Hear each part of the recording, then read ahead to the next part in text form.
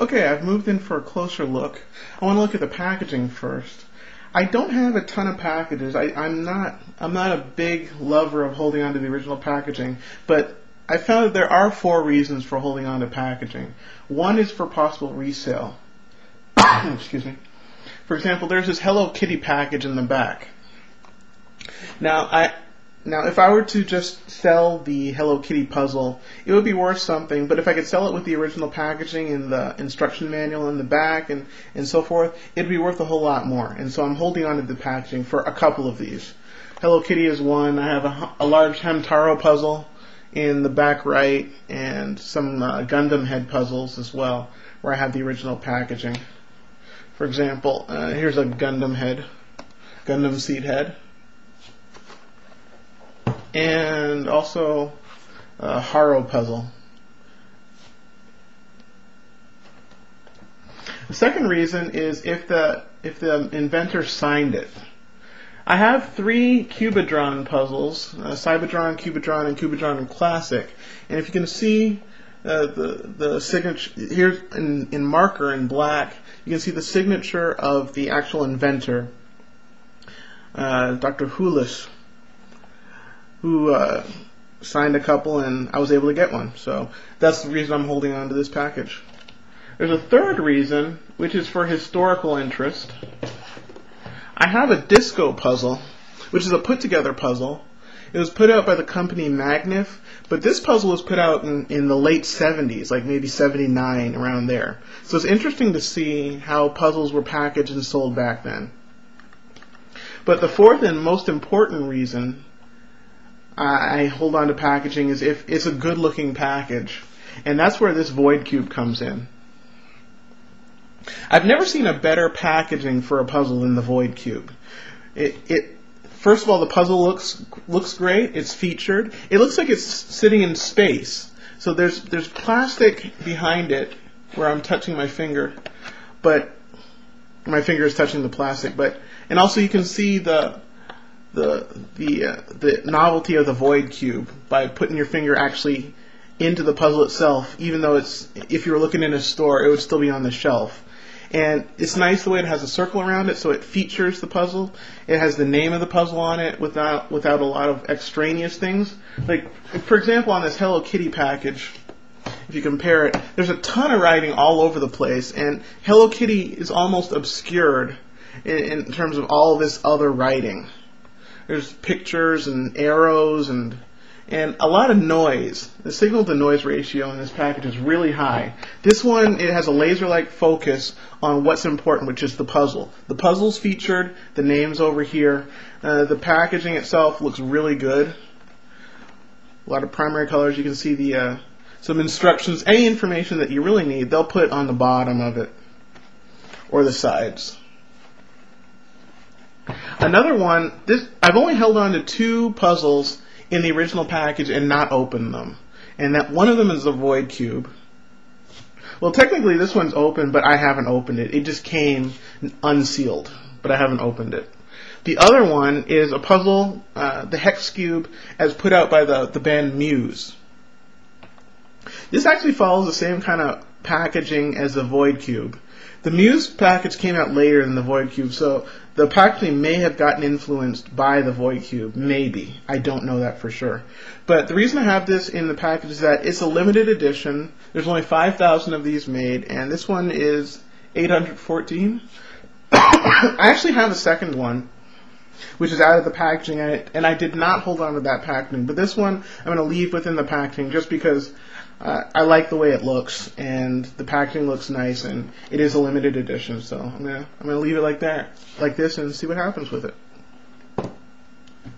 I have a bunch of stands in the front. You'd think there wasn't much to say about stands, but it's cool the way they come out in different colors.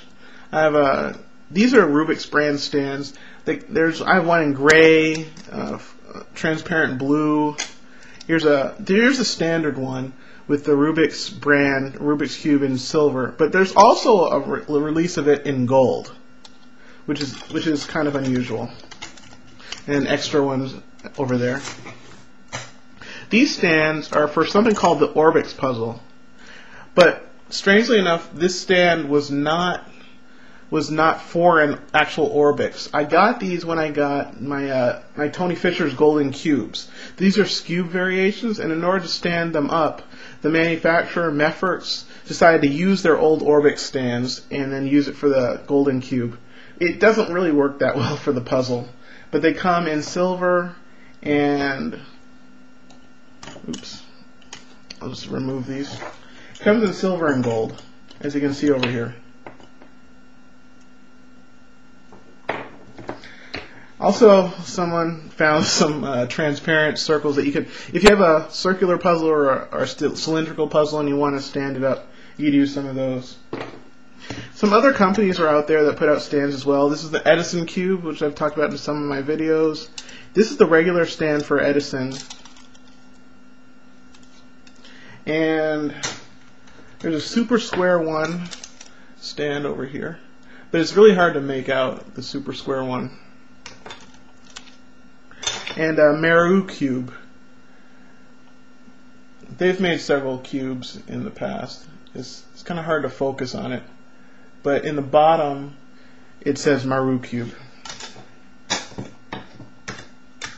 Sometimes for those spherical or spherical type puzzles, they'll have stands like this, which are you can put it on here and it'll stand up pretty well. And a white, cream, and black. I have some buttons over here that someone sent me as well. Well, funny I picked this one. This one's a Hello Kitty button with Hello Kitty in a rainbow dress. Yeah, I don't know how to explain that one. It got thrown in with one of my packages and I threw it in this bag and I forgot it was in there. Really? This button is I love Rubik's Cube. It's really hard to focus on it in the camera, but that's what it's saying.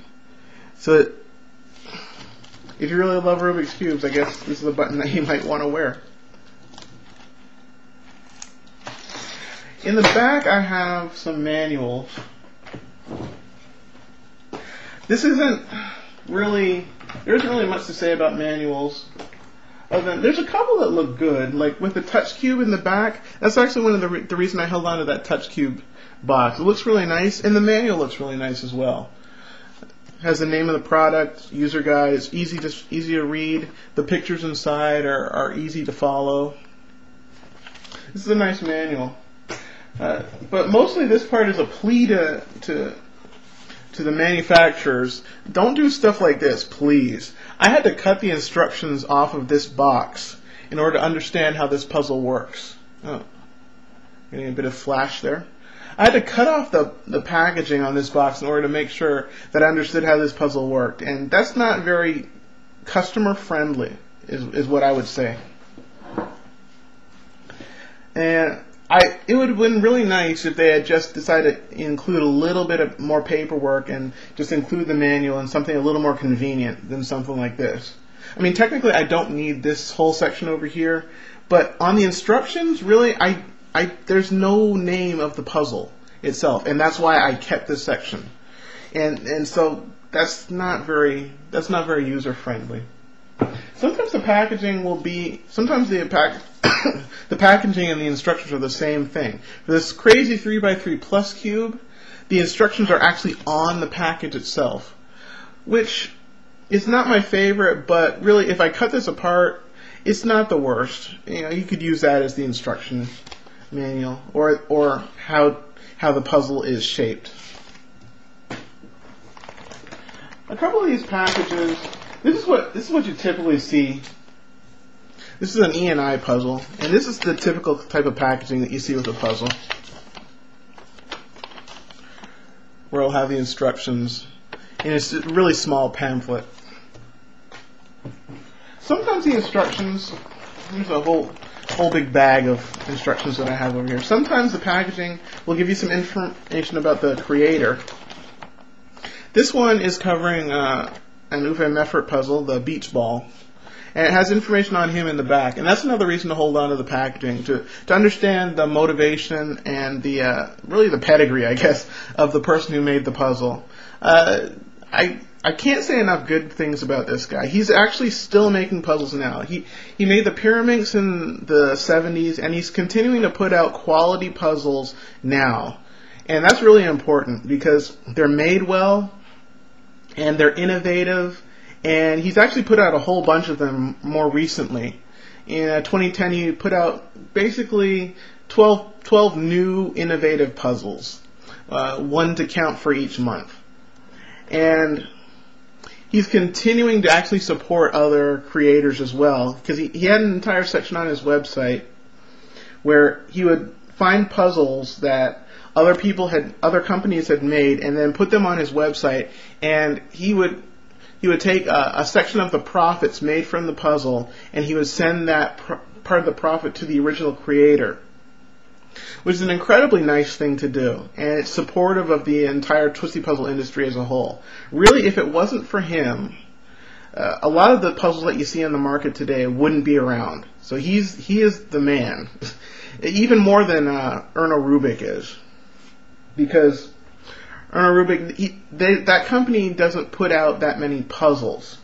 They might put out some toys, but they'll only put out one or two puzzles. Like the last one I think they put out the last big one that they put out was the Rubik's 360, and that one wasn't even really a twisty puzzle more than a dexterity puzzle. And he puts out twisty puzzles, so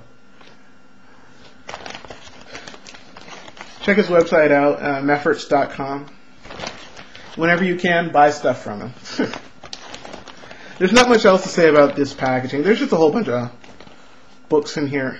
I actually have one or two. I have a book in here as well. If anyone's wondering,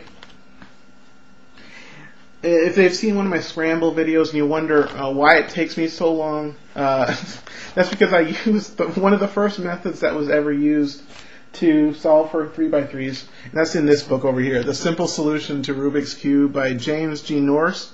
And this book came out ages ago in the early 80s, and I learned from this book, and I've used this method ever since. And it's really antiquated, and I can't not recommend it enough. If you're going to learn how to solve a Rubik's Cube, please do not use this method. The only reason I still use it is because it works for me, and I already know it, and I don't have to learn a new method. So, if you ever wonder why I'm so slow in my solves, I'm going to blame it on this book. I'm not going to blame it on me. I'll blame it on this book. And we'll see if you believe that excuse. It's not a lie if you believe it. There's not really much else to say in these manuals. Just a whole bunch of manuals. I've said pretty much everything that can be said about that. Oh yeah, there's one section I missed. A couple more stands. Some more Edison ones. This is an interesting one. This is a stand from an Edison competition that happened in 2007. It's written in Korean, and like I said, I'm having trouble focusing on things close up, so I'm not sure if you're able to read what it's saying on here, but even if you do understand Korean. But it's from a competition in 2007. This is a stand for the Mosey type cubes, another Marilu cubes in blue, but I already showed that. Transparent stand here. That was made by China Cube Club. This Super Square One. And it's really hard to make up, but you might be able to make it out. It says China Cube Club in the back. I don't know if that helps any. China Cube Club. And this one, again, is Super Square One. If I can get any light on it, you might have a chance of seeing it. Yeah, here it is, Super Square One. And the most impressively named stand I have, let me see if I can get in the light as well.